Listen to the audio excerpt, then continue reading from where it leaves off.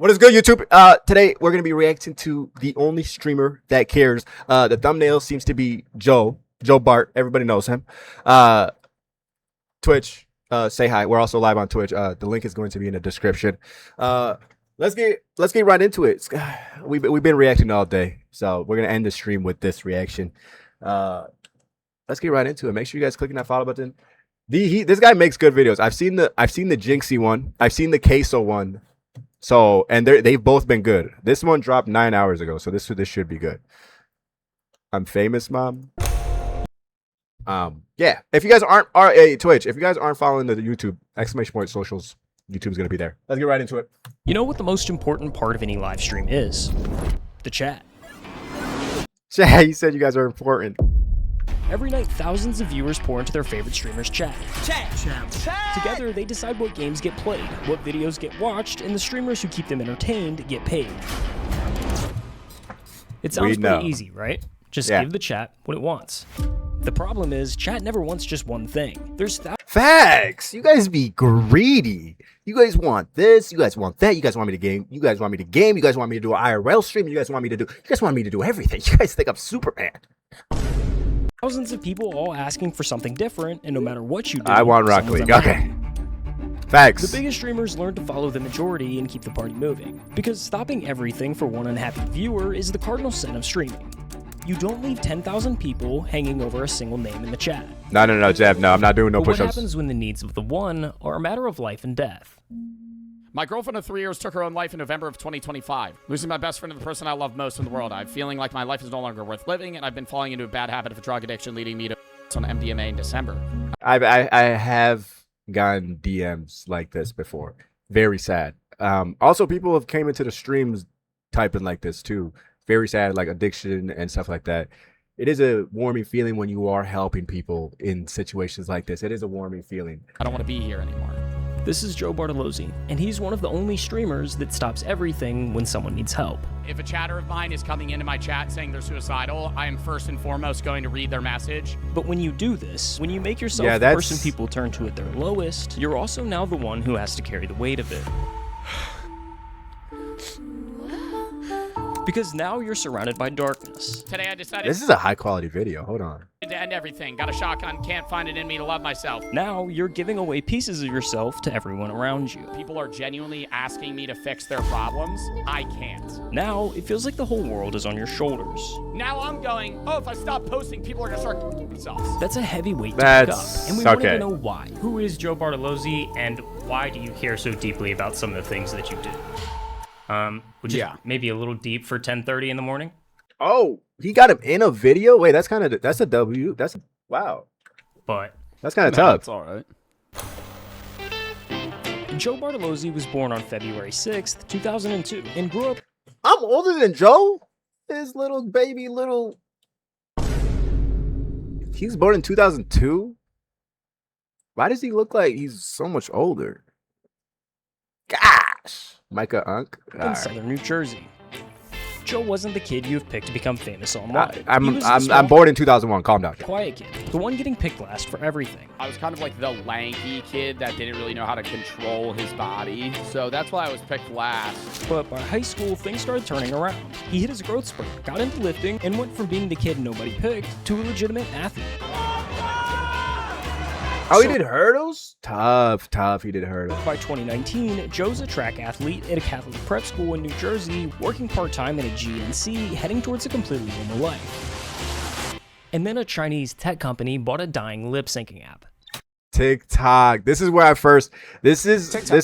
first found Joe. I think we follow each other on TikTok actually.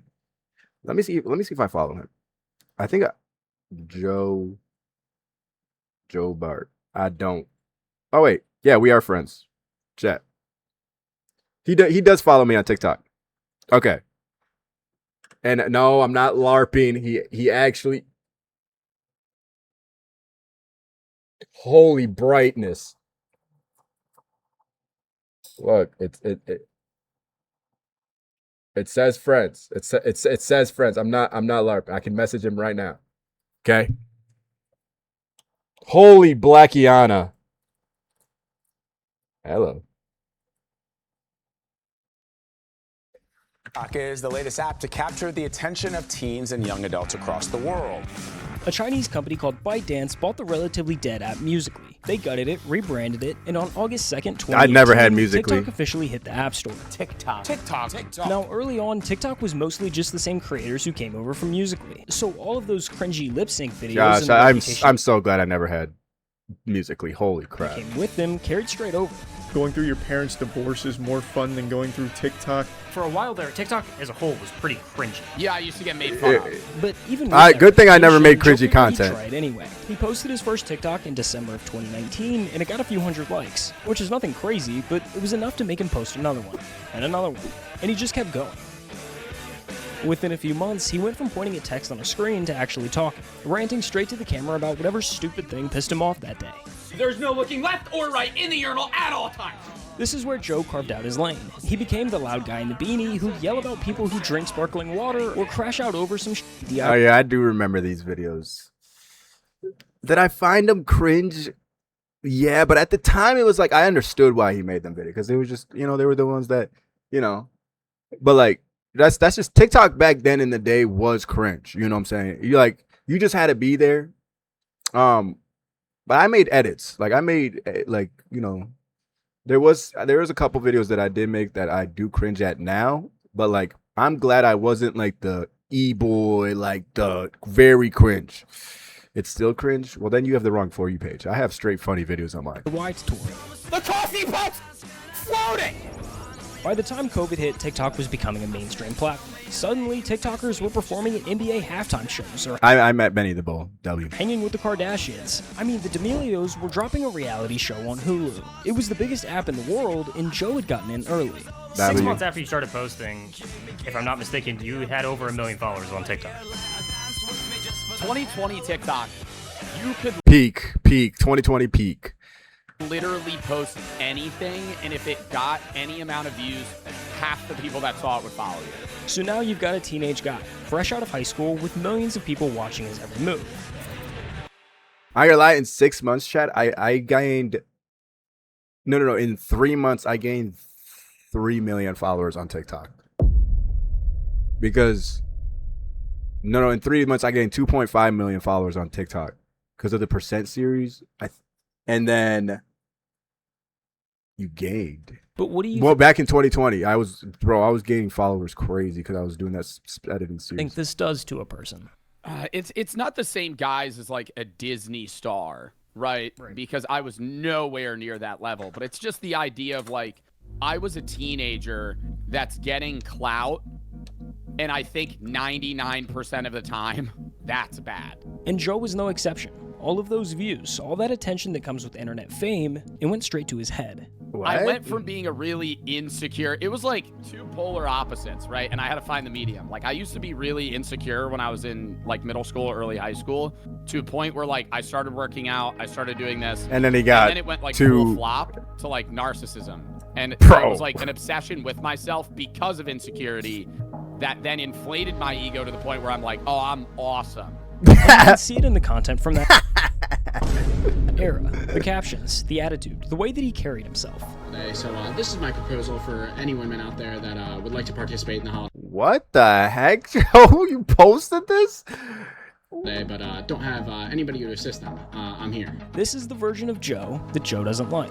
That person in that facade I had to do to create that character actually became me for a short period of time. And I hated it. But as much as Wait. Joe hates this version of himself, he also kind of owes everything to him. Because that ego is what gave him the confidence and drive to start making bigger swings in his career. And when you're building yourself from the ground up, those two things can be the difference between success and failure. You see, everyone wants to start their own thing until they realize how much work starting actually takes. Building your website, setting up payments, all the boring stuff. And most people don't quit because the idea is to got it summer right of there. 2020, just before starting his freshman. Wait. I was making less than minimum wage. So in the Wait, summer, what? 10K a year? creators anything worthwhile. Followers on Wait, unlike I wanna- YouTube, Joe in the business he was just starting to build. It started with diversifying his audience because unlike YouTube or Twitch, Joe did this really good, by the follower way. count is kind of empty on TikTok. You can have 1 million followers on there and make no money because the platform simply doesn't pay its creators anything worthwhile. Like I was probably That back in the day, they didn't even have a creator fund. Like But when I had a TikTok and I was posting on it like back in like 2020, I wasn't even part of the creator fund. I made $0 off TikTok itself. All my money that I made off of it was brand deals. And that's where if you didn't tap into brand deals at all, these people that could have millions of followers, they didn't have brand deals and they were making no money. Like I also didn't want like making like what, 10K a year. I was making less than minimum wage. So in the summer of 2020, just before starting his freshman year of college, Joe announced his first ever Twitch stream. I'm gonna start streaming video games on Twitch in a day or two. He started moving viewers from TikTok to Twitch, where he'd stream games like Rocket League and Fall Guys. Hey, that's what I do. Hey, Rocket League. I mean, he looked like he sucked, but you know, hey, that's it. Hey, we diversify now. Oh, I got it. Then he'd take the best moments from those streams and post them to YouTube. By fall of that year, Joe was juggling multiple TikTok uploads a day, streaming on Twitch, making YouTube content, all while managing his classwork in college. What was the schedule like in college? That's gonna be, There's so much going on. How do you manage we're gonna be that? bigger. It was a lot. Like, balancing streaming and college sucked, but it was so doable. And I hate when streamers say, oh, I really needed to drop out to pursue streaming. Like, get the out of here. I was growing and in college the entire time. Thank you for 3 million. Well, here's the difference between, I'm not gonna like say anything about Joe. Joe made content that took no effort. He talked to his phone. A person like me, I didn't even go to college because I knew I'm not the college brain. Joe made content that didn't, like him talking to a camera. He could do that in between class, on the way to class, while take 10 seconds off of his homework to make a video. The content that like I was making, or like people that put like hours into their content, that's when people are starting to say like, okay, I can't do full-time content and also full-time school. Because the videos that I was making, yeah, those would take me hours to like plan everything, hours to edit, and then you know what I'm saying, I would not be able to do college at the same time. Because first of all, I hate doing schoolwork. It's like, wow. Followers. 4 million followers. By December, Joe had cleared 5 million followers on TikTok. And just a few months after his first stream, Joe was pulling in nearly 1,000 average viewers on Twitch. Like, I was so obsessed with performance. Joe was constantly studying social media, trying to understand what made videos pop, what people responded to, and why certain videos failed. That confidence had turned into a full-blown obsession. But because of it, Joe was starting to not like the person he saw in the mirror. I'm trying to map out where the ego kind of starts to disappear versus... Like, was there a low point, a moment where you're like, holy shit, I gotta change? Yeah, I don't think there was like an aha, right? It wasn't like a light switch. It was just consistency. Flip. It was more over the span of like a 6-month period where I was like, I'm kind of being a dickhead. Yeah. Coupled with a variety of things. So I don't know if you can include this in the video. That's up to you. I tripped on mushrooms. I had a for the baby first graduate high time, school like, too. and I hate when people Mushrooms. Wait. This took a left. Wait. What are we talking about now? talk about like that being a genuine changing factor in their life, because it's like, okay, cornball, like that's what made you really have that light switch. But I think it was a part of it, like it removed the grooves of life that I have gotten into, and it made me reset to a point where I had to kind of look in myself. A lot of the people that I knew in philosophy classes as well were sharing ideas that I may have heard but not resonated or understood fully. It was so much like, wow, I'm gonna die one day. I should kind of treat people. Joe is a known atheist too. I think Joe is a known atheist, so that's why I think the fear of death also pushes you as an atheist, because there's like, once you die, you just cease to exist. So I might as well do as much as I can here. In a way that's like, this is our only life. And I accredit my viewers a lot, because in that time, parasocial relationships built a little bit, which is bad. But at the same time, there were people coming to me for the first time going, I want to kill myself. You were chatting to your last streamer because you're ending it all. Whoa, whoa, whoa, whoa, whoa, whoa, whoa, whoa, whoa, whoa, whoa, whoa, whoa, whoa, whoa. Whoa, that's a crazy comment. That is a crazy comment. There was a moment of like lock in. It was that. What happened? One of my subs just said he's gonna himself. Dude, do you need help? Because I was going, yeah, even though I'm 19, you know, there are people that's a crazy comment that actually look up to me in a way that's like, I need to be better at. Life is the best thing that will ever happen. No matter how bad it can get, life is amazing. Now, put yourself in that chair for a second. You're 19 years old. You started streaming to play video games, to have fun and make people laugh. And somebody you've never met just told you they're planning their own death. And out of everyone in their life, they picked you to tell. I feel like no one cares and I want to end it all. I have a date planned, so you'll probably never see me again. I want to say you make me laugh a lot. I'm going to myself October 2nd. Oh, gave a date and everything. Oh, yeah, that's... I'm going to Cam as October 2nd. No one will remember me. No, that's a different type of... No one will remember me. And this kept happening. Joe would go live, and sooner or later, somebody would show up in a genuine crisis, typing their darkest thoughts into it. But when you're so big, you don't know if people are just doing this for attention. Because, like... Or, like, is it serious? So, like, now you have to respond to every single one. When you respond to one, like, but then at this point, like, you don't want to risk it, so you do respond to all of them because you genuinely want to help at the same time.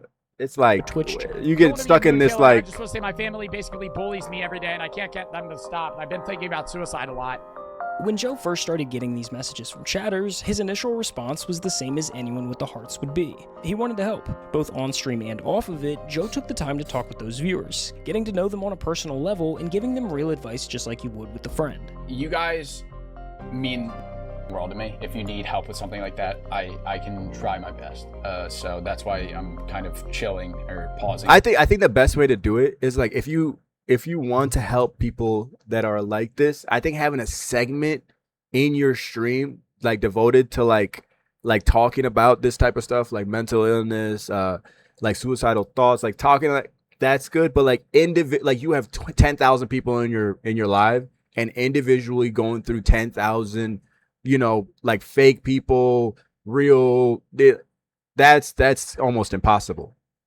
You know what I'm saying? The stream for the last like 15 minutes to talk about this because that's important. But there's a harsh reality that all streamers have to learn eventually. Good on him for trying to help. Viewers Yeah, aren't that your is. friends. They can't be. I have had probably 20 I'm guessing he's about to tell you people come to why me about you can't do it themselves, all. like on live. Wait, what he said? Had probably 20 people come to me about themselves, like on live. The first 2 times it's happened, I have tried to like help them, and then it just ended badly in terms of them getting parasocial towards me and then nonstop coming to me. You see, the relationship between a streamer and a viewer is way more complicated than a normal friendship. Why don't you do spend that, hours Micah? Watching someone through Because I can't be responsible. Yeah, just like how Adventure says, I can't be responsible for everybody's mental health. Like I'm glad there's, once again, there has been people come to me and talk to me about stuff like this, and if I see in my DMs, I'm gonna respond. You know what I'm saying? But like, it's just like that's so much pressure on me. Of course, I can be like, come to me if you guys need good vibes. Good, I'm gonna, like, my streams are always positive, but looking out for every single person, and then what if something does? Then it's gonna fall back on me. I don't want that at all. You know what I'm saying? I'm gonna tell you where to get help and everything like that. But other than that, your brain starts doing something. I'm gonna try to help as many people as I can. But I can't help everybody. Their moods, what makes them laugh, and what sets them off. You come to know them the way you'd know a friend, except they have no idea you even exist. This is what's called you get a bunch of parasocial this relationship, and it can be a dangerous thing. Now a scary home invasion as 3 masked intruders with guns grab a popular influencer by the hair demanding money. 3 guys came into my room, turned all the lights on, and then they had the gun pointed at me. I think that's just a robbery. That might just be a robbery. Most parasocial relationships don't reach this level. There's always a possibility that it can. 3 popular Twitch streamers face a terrifying encounter while live streaming along the Santa Monica Pier. I'll kill you right now. I'll kill you right now. If the streamer Wait, leans too what far the one way, heck? they might come across as uninterested or cold. but lean too far the other. And I saw this. This is weird. He just walks up and tries to kiss her at like a fan meetup thing or TwitchCon. That is so weird. viewers can mistake an occasional reply for friendships. Please stop following me. It's getting weird. It's getting strange. I don't know you, okay? So please leave me alone. That's where things can take a turn for the worst, because now that attention can turn into expectation. And when the expectation of a response to the next chat isn't met, it can feel less like being ignored by a streamer and more like a betrayal by someone that they thought they knew. It's a weird parasocial relationship that forms, and you're not even aware that this person is forming that typically until they're like about to show up, or they do show up. The gap is hard to manage, which is why most streamers. I am not your friend. That is I mean, yeah, when you get that big, you kind of have to Streamers keep a barrier up around the heavy personal stuff. My sis is dead. Right, let's try and keep it positive. Please don't talk about side of my chat, please. This is something I just don't like to hear or talk about, you know? And you can't really blame them. At the end of the day, streamers are supposed to entertain. At some point, there has to be a boundary between caring Some about people the aren't therapists. watching Every and streamer's not a becoming responsible therapist. for everything that they bring into the chat. They become too attached to you, where they see you as an actual friend that they have. So I feel like that is kind of a boundary that you have to set as a streamer. But it's hard to gauge where that line is. Joe had every reason to draw that same boundary. He'd answered the heavy messages, taken conversations off stream, and learned what could happen when things become too parasocial. The first 2 times I helped somebody with issues, they just kept messaging me, and then they got upset when I stopped messaging them. So it's more so of that issue. But I actually have an experience like this. Some people in my Discord know about it. The people that have been here for a longer span of time, where I respond to the specific person, and after a while they think that we're like IRL friends, but I just respond to a couple of your DMs, and now you think, and then now I don't respond, or I'm not responding as much as I did, and then now I'm I'm not responding, and they're just bombarding me with messages, and then next thing I know, everything. I'm not even gonna leak. I'm not even gonna say anything. Mental health meant, but it got bad, and then ignoring got somebody really who weird. might not make it through the night was never a choice he could live with. After those early mistakes, Joe implemented 2 important factors too many people that know would about it. eliminate those odd parasocial dynamics from coming into the picture. For starters, he removed any one-on-one interaction. All conversations with chatters were strictly held on stream from the Twitch chat. I've prepared to go. Tired of waiting for things to improve. You are my escape. Facts Thank you, adventure. dude.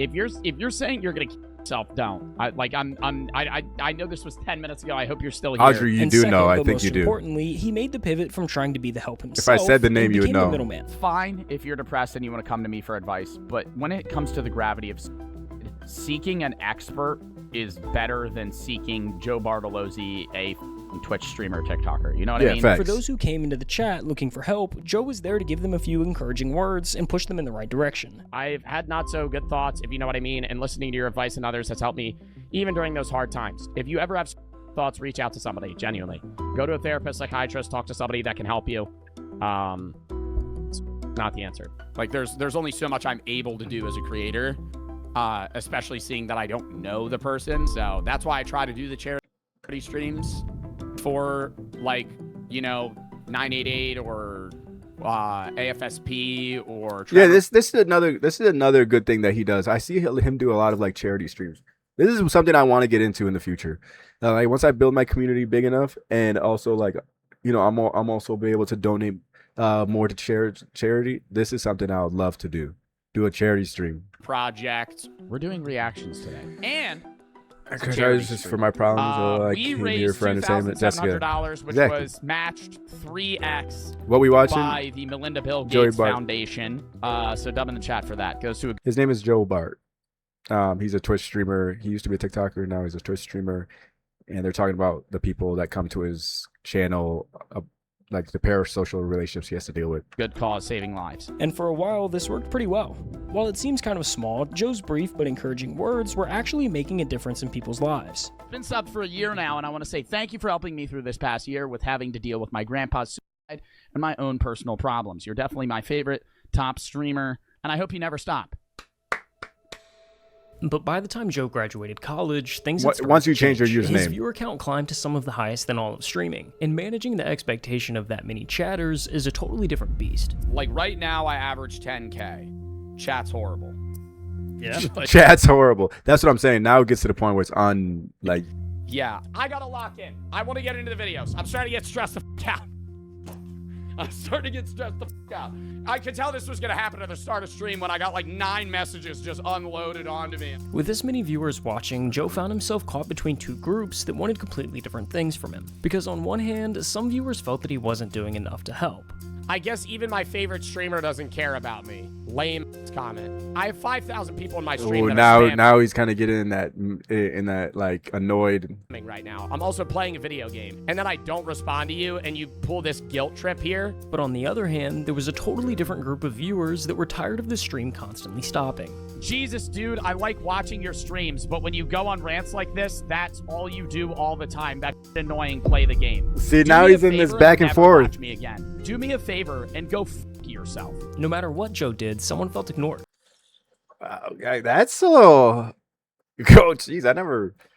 Gosh. That's a little rough, right? And the messages were starting to get more demanding. Early on, people would briefly mention that they were struggling, and Joe would offer a few words of encouragement. Now do you relate to they wanted this? more. Like every stream, it's been getting more and more and more and more like involved. I don't where relate people to are this. genuinely No, asking I don't. me to The fix thing is, I also don't have this much influence or people watching me at once. But he kind of built this up. I knew this was gonna be bad when he's like in the beginning when they were talking about how he was responding to every single one. I'm like, once you get huge, then now this is gonna be a back and forth thing. their problems. I can't. I'm sorry. Yeah, The bro. hardest part was figuring out who genuinely needed help and who was only looking for attention. How do you balance keeping This is a everybody great happy question. This is a great and then question. also sorting through people who are just doing it for attention? I mean, that's the struggle. Because I'm a suicide prevention advocate, that is an avenue that a lot of people use to manipulate their way into being noticed or speaking to me on stream. And so, yeah, if there's 10 chats saying they're suicidal, 6 of them are fake. That's what I'm saying. Like, Because I do so much mental health advocacy, the amount of people that come into my chat and fake being suicidal is absurd. I had one chatter that came in and they say, hey, I'm the mother. I bet you this video is just going to make it even worse. This video being made about this situation is going to make it even that much worse. His chat tomorrow is going to be absolutely toxic. Like, So-and-so, he took his own life. I just wanted to let you know you were his favorite streamer. I'm sorry that he took his life. I don't really know what to say. I'm sorry. I hope you're all right. I'm sorry for the loss of your son. Ugh.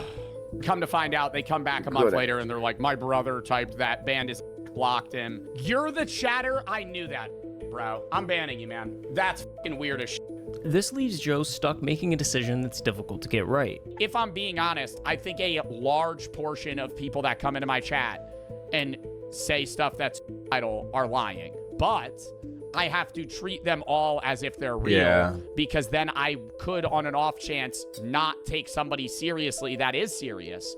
And that's the worst thing you could do. that's what I'm saying. Now he has to take everything serious. Now, he said 10 people chat about that, 6 of them are fake, but now he has to respond to the 6 that are fake to get to the 4 that aren't. Which is like, no, but it's not 10, it's 10,000 now, you know?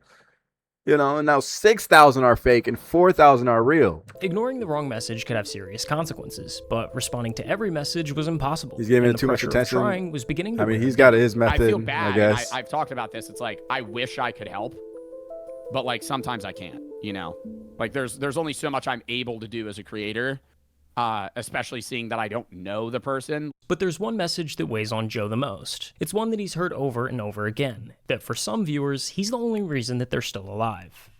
And that, like, why would you just leaked the most heavy message that he responds to? His chat tomorrow is about to be insane. It's gonna be like, you're the only reason, you're the only reason, you're the only. It's just gonna be, how many views does this have? 9 hours ago, 300,000 views. Cooked chat. Yeah. His, like, out of the 300,000, even if 1,000 of them get this idea to just spam his chat, that would be so annoying.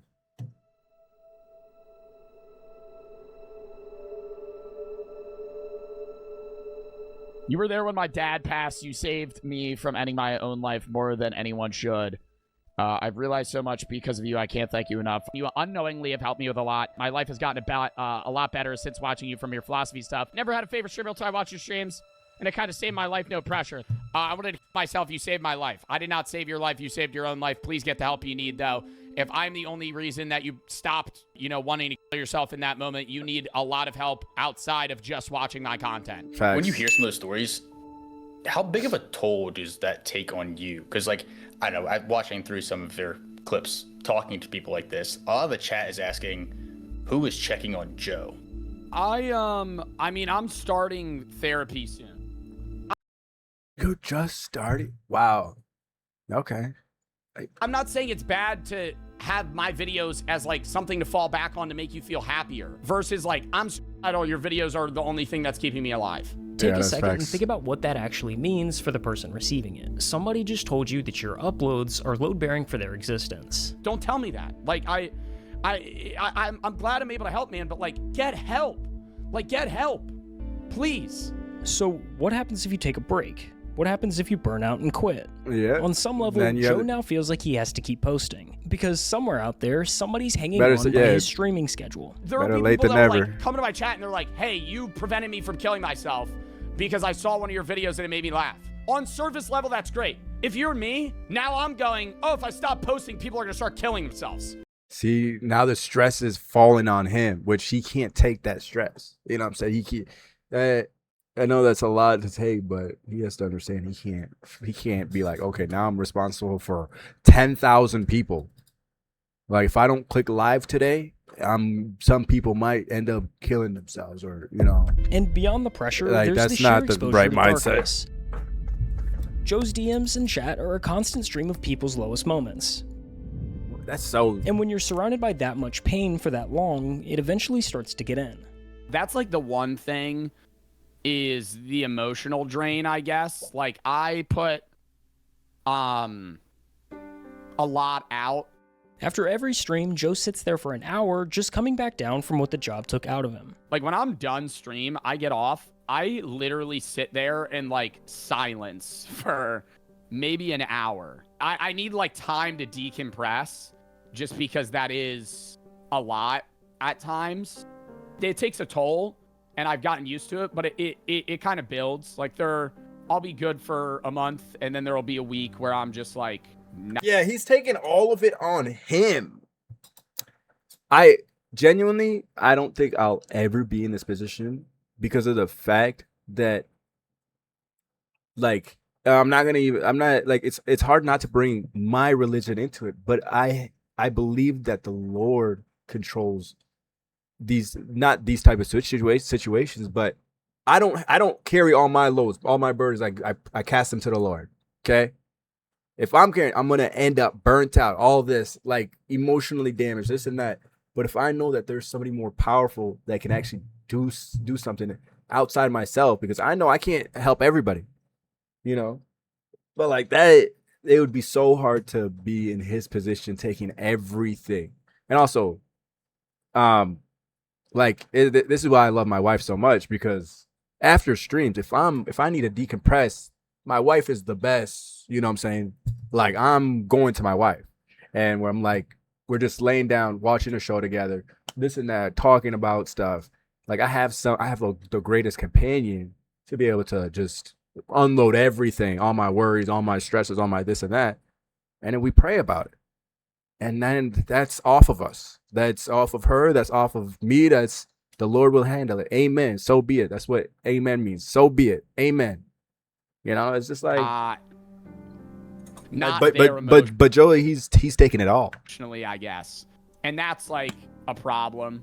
So the obvious question is, why keep doing it? Every other streamer proved you can just let the messages scroll and the career survives. Joe could put up the full wall tomorrow and nobody could really blame him. Him and his girl I'm not just sitting broke here up. acting like I'm some role model, but if people are going through stuff and I recognize that they're watching my content to help them, that I want them to have some sort of guidance of redirection to be better themselves and also better their own mental health in a way that's good for them. Joe did the math and decided helping people is worth what it costs him. I enjoy making people happy more than the other aspects of the job. This is my favorite part about doing social media is entertaining. I am an entertainer. I love entertaining.